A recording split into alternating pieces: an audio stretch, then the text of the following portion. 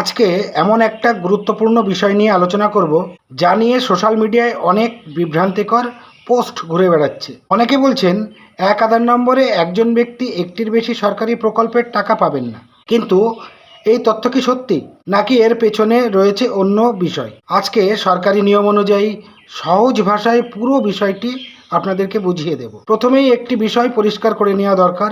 আধার card একটি পরিচয় ও যাচাইকরণের মাধ্যম। বিভিন্ন সরকারি প্রকল্পের আবেদন করার সময় আধার ব্যবহার করা হয়, যাতে একই ব্যক্তি এক প্রকল্পে একাধিকবার সুবিধা নিতে না পারেন এবং ভুয়ো বা ডুপ্লিকেট আবেদন রোধ করা সম্ভব হয়। তবে এক আধার মানেই একটি মাত্র সরকারি প্রকল্প, এমন কোনো সাধারণ নিয়ম সব সরকারি প্রকল্পের ক্ষেত্রে প্রযোজ্য নয়। প্রতিটি প্রকল্পের নিজস্ব যোগ্যতার শর্ত থাকে এবং সেই শর্ত পূরণ করলে একজন ব্যক্তি একাধিক ভিন্ন প্রকল্পের জন্য যোগ্য হতে পারেন। এখন একটি সহজ উদাহরণ দিয়ে আপনাদেরকে বোঝাই। ধরুন, বাবা একজন কৃষক। তিনি যদি সমস্ত শর্ত পূরণ করেন, তাহলে কৃষকের জন্য নির্ধারিত প্রকল্পের সুবিধা পেতে পারেন। আবার ধরুন, মা যদি কোনো নারী কল্যাণ প্রকল্পের যোগ্য হন, তাহলে সেই প্রকল্পের সুবিধা পেতে পারেন। আবার ছেলে বা মেয়ে যদি শিক্ষার্থী বা বেকার যুবকদের জন্য থাকা কোনো প্রকল্পের যোগ্য হন, তাহলে সেই প্রকল্পেও আবেদন করতে পারে। অর্থাৎ পরিবারের প্রত্যেক সদস্য নিজের যোগ্যতা অনুযায়ী আলাদা